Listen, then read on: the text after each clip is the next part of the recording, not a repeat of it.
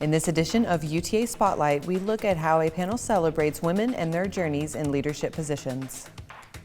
Future teachers at UTA got a head start on their careers last week. And UTA Radio is celebrating a recent win at the Texas Intercollegiate Press Association 2026 at Denton, and we were able to talk to one of their winners. UTA Spotlight starts now.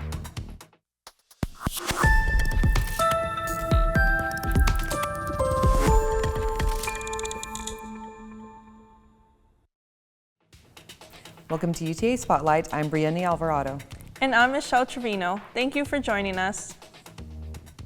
As we end Women's History Month, the Wesley Foundation of UTA paid tribute to successful women and their achievements in leadership. The event, titled Power She Holds, was organized by Jesus Canales. It is an annual gathering dedicated to highlighting and celebrating the strength, resilience, and voices of women. The speakers were leaders from various organizations and groups at UTA, representing collectives such as Her Script, Girls Who Code, the senior leadership of HSI, among others. The women shared their experiences and gave advice to the audience. The panel discussion featured food, refreshments, and a dance performance by Exquisite to conclude the evening. Visit utawesley.org for more information about this and other empowering events. The College of Education hosted its annual career fair Thursday, March 26th in the Blue Bonnet Ballroom at the UC. 44 school districts attended, most from the DFW area along with one district from Houston. The event gave students a chance to connect with recruiters, ask questions, and even take part in on-the-spot interviews. While the fair is mainly for senior education majors preparing to enter the workforce, underclassmen also attended to network and learn what employers are looking for. Students also had the opportunity to mingle with classmates and staff throughout the event. Interim Dean Ann Cavallo says she hopes students recognize the effort staff put into making events like this possible. First of all, the excitement, the dedication that all of our faculty and staff have toward their success. And hopefully our students know that we do this for them, that we put everything into helping them be the best teachers and leaders possible and prepare them for the districts that they will work in. The College of Education plans to bring their career fair back next year, with early expectations pointing to a possible move to the MAC. A competitive day took over UTA last Wednesday. UTA Spotlight reporter Andrew Bobby took a look at the action from this year's bed races. Students filled Maverick Stadium last Wednesday night for UTA's annual bed races. Teams raced down the field and wheeled beds, bringing speed and excitement to the long-time campus tradition. The event, which has been around for over 40 years, gave students a chance to compete and have fun together. There was food, games, and even a medieval theme that kept the crowd engaged all night. Campus Rec Assistant Director Josh Hale shared what it's like to be a part of bed races over the past 5 years. We try to make it unique, a little bit different every year. You know, I'll give it to our campus partners, Excel Campus Activities. They do a good job coming up with themes. And really, it's just our goal is to bring as many students as possible out here, build a sense of community, come together, connection. And that's really what we do. What we want to do is, you know, this is a time where we're getting close to final exams and things like that, coming off a midterm. So it's just a great opportunity to get together in an evening, connect, meet other Mavericks, and have a good time. Each team had 5 people, with 4 pushing and 1 riding, as they raced 40 yards down the field.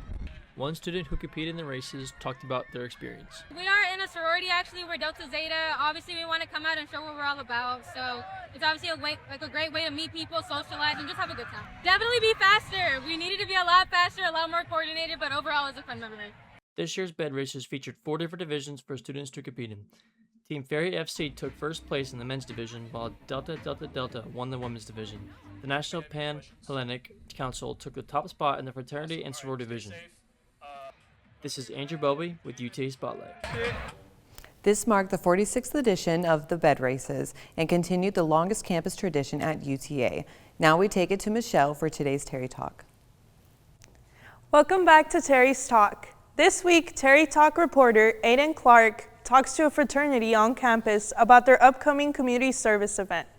What's up, Mavericks? My name is Aiden Clark, and this is another Terry segment where we show UTA students how to get involved on campus. And who do I have today? I am GU, and I am the Crawfish or Philanthropy Chair at ATO. Awesome. Okay, so how long have you been involved with ATO, and what influenced you to join? I've been involved with ATO for 3 semesters, and what influenced me to join was the people in ATO and the causes that they supported. Okay, that sounds nice. Well, tell me more about this crawfish boil that you guys got going on. Okay, so the crawfish boil we have planned on April 18th is here at Brazos Park, and it's in partnership with Wipe Out Kids Cancer. Basically, the event is for families and for college students, but also for the kids that we invite. So Wipe Out Kids Cancer invites all the kids that they support that are suffering with pediatric cancer, and we have like face painting, we have a bounce house on top of the crawfish, but the event is really for them, to make it a good day for them. Okay, is there a specific reason why you guys chose this charity? Have y'all done this specific charity in the past, or what does that look like? So we've been partnering with Wipe Out Kids Cancer for 12 years now, and it's because of one of our brothers at the time, 12 years ago, Kane Vinson. His younger brother was suffering from pediatric cancer, and Wipe Out Kids Cancer helped them out. So it's our way of giving support back to them, because we honestly consider them family. Like we've been partnering with them for so long. Like I couldn't imagine it any other way, honestly. Yeah. Wow. Okay. Kind of steering away, I suppose, from the crawfish boil itself, kind of more personal for you. Yeah. What would you say that your favorite ATO event is? Would it be this one? Would it be a separate one that you guys do? Does that one also involve charity? Yeah, I'm kind of biased because I'm planning this event, but yeah, this is my favorite my favorite ATO event. But our other one is in the fall. We usually have a car show, and that's also in partnership with Wipe Out Kids Cancer. So last year, all the profits we made from that also went towards Wipe Out Kids Cancer. Yeah. Do you guys work with any other charity, or is it just specifically Wipe Out Kids Cancer? Honestly, we love the people over at Wipe Out Kids Cancer. Like that's who we support, but we also do support. Cancer is honestly a big thing for us. We do support just kids in general that are suffering from cancer. Sometimes, like if we have a personal connection to someone outside of Wipe Out Kids Cancer, we'll also raise money to support them. Wow. Okay. Yeah. That's great. I mean, keeping that personal connection with them is honestly amazing. What would you say is your personal favorite part of the crawfish boil? Like, is it the giving back to the specific charity? Is there a specific aspect when you guys are here doing it? Yeah. What does that look like for you? Okay, I would say my favorite part is it's kind of corny, but like seeing the smiles on the kids' faces when they come out. It's corny, but it's true. You know, like that's priceless. Like there's nothing better than that. Also, my favorite part of the event is some of us, like we let the kids shave our hair off. Like we let them give us buzz cuts. So I'll be doing that this year too. So yeah, it's kind of just our way of like letting the kids know that, you know, they're not alone. Yeah. And I heard, okay, so you said that y'all been working with this charity for 12 years. Has that, as long as the seafood boil's been around, or has it been around longer than that? What does that look like? We started it 12 years ago. Okay, so it started 12 years ago, and you've been doing with that charity for 12 years. Yes, wow, sir. Yeah. That's awesome. I mean, I think that's really, really impactful for people. I hope so. I highly encourage all you guys to go check it out. And if you are checking it out, make sure to mention one of our Terrys, Noe. Make sure you mention his name when you guys are going. So thank you again so much. Of course. I am so excited. I definitely want to check it out and give back. That's a really good cause. So I really appreciate you coming out. Thank you so much. Of course. ATO's 12th annual Crawfish Boil is scheduled for April 18th at Brazos Park from 11 a.m. to 5 p.m. If you like seafood and eating, every bite goes towards something bigger. UTA Radio is celebrating recent wins from the Texas Intercollegiate Press Association, and one student turned practice into a first-place finish. At UTA Radio, students are getting real reps behind the mic, building confidence, some calling games, and finding their voice. New students join UTA Radio every semester and get an opportunity to use that experience in live sets and competitions. We were able to catch up with a UTA Radio's play-by-play first-place winner, Jay Jacinto. Since just won first for that tip of wow, like the just joy I got from that was so intense. Achievements like this aren't just impressive on a resume. They're the kind of real-world experience that's shaping the next generation of broadcasters. How does UTA work to keep students healthy with the food served on campus? And what is the university doing to push back against the nation's trend toward less healthy eating? Reporter Garrett Crowder has more. Recent changes to the food pyramid are affecting every level of the food process across America. But how does that affect the food at UTA? I asked 2 students about what they thought of the food provided for students at UTA. To keep them healthy, I think it's picking more fiber. I've definitely seen a lot more like rice and like healthier foods that support like healthier diets. I think they do a pretty decent job about it. Like in the UC and the Commons, everything that they have in there seems to be like cooked fresh. Like it's all decent. It's all really good ingredients, but they still do have like all the fast food that you would want to get if you still have cravings. So the students are clearly seeing the healthy food at UTA and how it makes a difference. But what about what is happening back in the kitchen? Who better to answer than the executive chef of the dining halls? The new dietary guidelines is more of a switch in the mentality of what we should be eating and what we should be focusing on.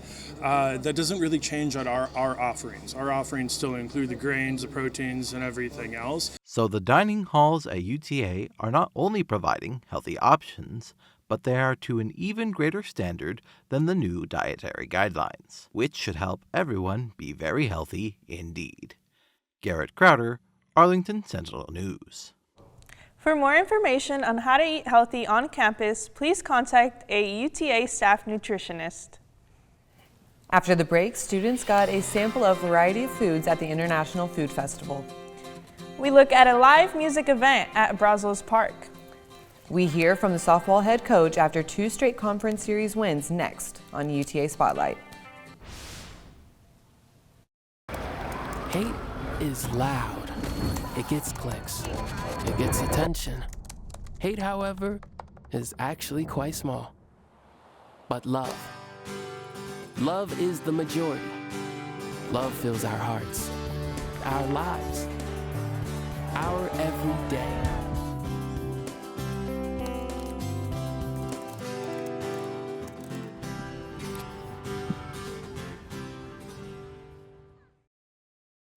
Earlier this week, students got a taste of different cultures all over the world at the International Food Fair.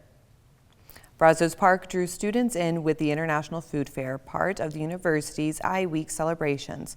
The fair showcased dishes from countries like Mexico, India, Japan, and more, with students lining up to try everything from Indian donuts to Asian barbecue and other unique treats.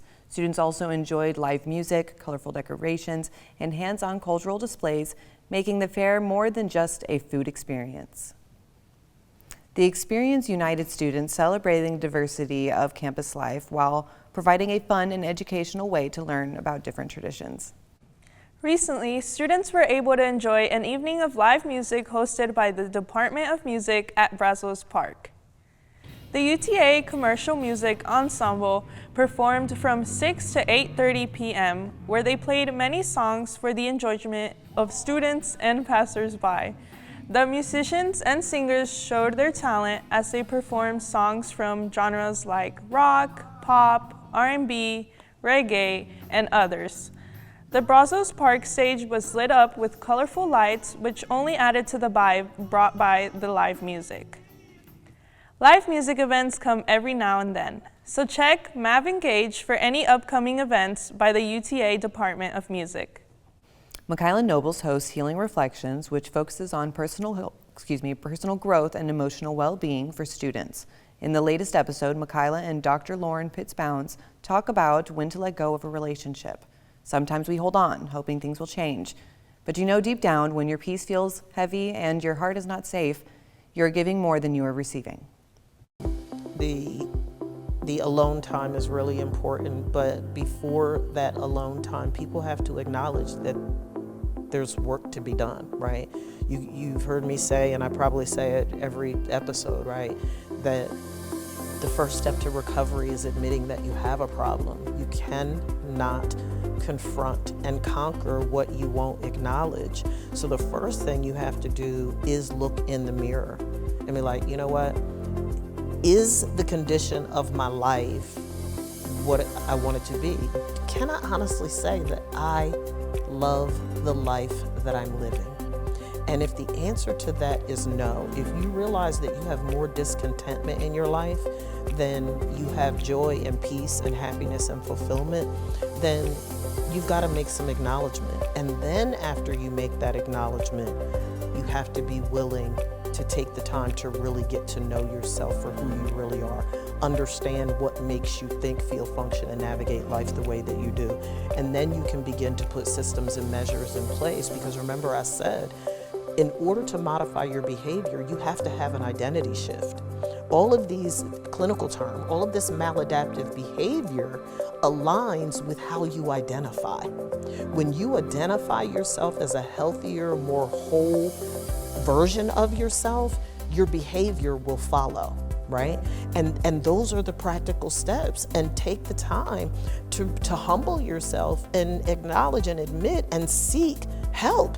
If you had all of the answers, you would already be living that life. You would already be walking in that version of yourself. So give someone a chance, a neutral party, a therapist, a life coach, a pastor, a mentor. Give someone a chance that has the ability to share with you what they see in a constructive way, right? In a constructive way. We like to call them partners in believing, right? Have a circle of people that you're connected to that are going to be honest with you and that can help you to evolve into that stronger, healthier, better version of yourself. And then, what we said in the very beginning of this episode, then you now have an anchor that says, wait a minute, does this decision, does this behavior align with how I want to define my dash? And if it doesn't, why are you doing it? And then the last thing is sort of like a side note. I don't ever tell people to pursue perfection, pursue greatness and excellence, because you're never going to be perfect. You're never. It's like you said, it's not until we go on to the next life, whatever that is for whomever, that you're going to be blemish free. Walking away is not easy, but staying where you are, no longer growing, can cost you more. If you have been wondering if it is time, consider watching the whole conversation on Michaela's YouTube channel at The Real One TV or on Instagram at The Real Michaela. As spring warms the campus, the College of Science brought together students at Brazos Park for a spring picnic to help them unwind and dine. The goal was to give everyone a fun afternoon to relax on campus, whether stopping by for a moment or staying longer. There were plenty of activities that students could do to have fun or mix and mingle. Students could test their mini golf skills or bond over cornhole. Additionally, students could get free shaved ice to cool down from the hot weather.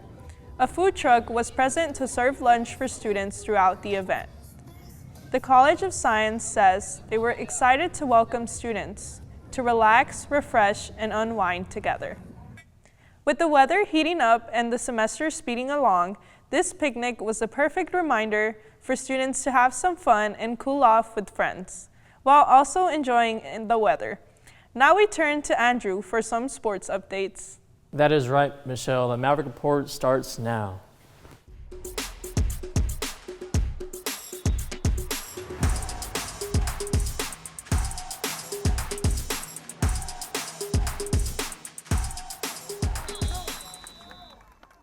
The UTA softball team is on a roll as they got their second straight series win against Tarleton State to start WAC conference play with a record of 4-2. Here's what Kara Dill had to say about the mindset of a team winning conference series. It's not always the better team that wins game 3. It's the team that can adjust. It's the team that pays attention to details. Because at that point, there's no secrets. You know what the other team has. You've been with them for 2 games. And I thought that mindset, that change in us will help us get past the settling after just a series win. But also super cool, 2 series wins. The Lady Mavericks hopes to continue the winning way by facing Utah Valley in Utah this weekend to extend their streak to 3. In other sports news, UTA baseball ends their non-conference with a series sweep over Villanova before conference play begins. Head coach Mike Trapasso reflects on the poor bats, but credits the pitching in Game 3 to seal the sweep. You couldn't ask for a better outing from the pitching on that end. Disappointing that we weren't able to generate anything offensively, and and we got to be better than that on Sundays. And both Sundays, that's going to cost us. UTA baseball starts conference play with a 3-game in-state rivalry series against Tarleton State this weekend at Clay Gould Park, starting Thursday. UTA is building hype around its new women's flag football team with a hands-on event for students and the community. The university hosted a flag football festival on Monday, giving people a chance to get involved through live games, trivia, prizes, and to meet head coach Melinda Wynn. Students took part in activities like a quarterback training net, one-on-one matchups, and even got a few tips from Coach Wynn. The event focused on introducing the sport and growing interest on campus. UTA being one of the first to have D1 flag football is huge, right? It means that we are trailblazers in the space, we are progressive, we're making change, and it takes one school at a time to make that change, and UTA is the first one to do it. So it gives lots of girls opportunities for college, for an education, but also to continue flag football at a higher level and to play, learn the sport, and we know that football teaches life lessons, and so hopefully those lessons that Lily learn on the field will translate to in life. It's fun, it's exciting, it's women in sports, right? And it's like a highlight reel of tackle football. So it's just a really fun game to watch. We want it to be a big event, lots of crowds and tailgating and fun and just a really good time for everyone. So I think everyone should come out and watch a game. UTA is the first Division I school in Texas to have a women's flag football team with its first season set for spring 2027. The program hopes that events like this keeps the hype going, leading up to that first kickoff. Back to you. Thank you, Andrew, for that sports update. That's all that we have for you on this edition of UTA Spotlight. To stay up to date with us, please follow us on Instagram at MavMediaUTA. And don't forget to subscribe to our YouTube channel. I'm Bree. I'm Michelle. Thank you so much for joining us. See you next time.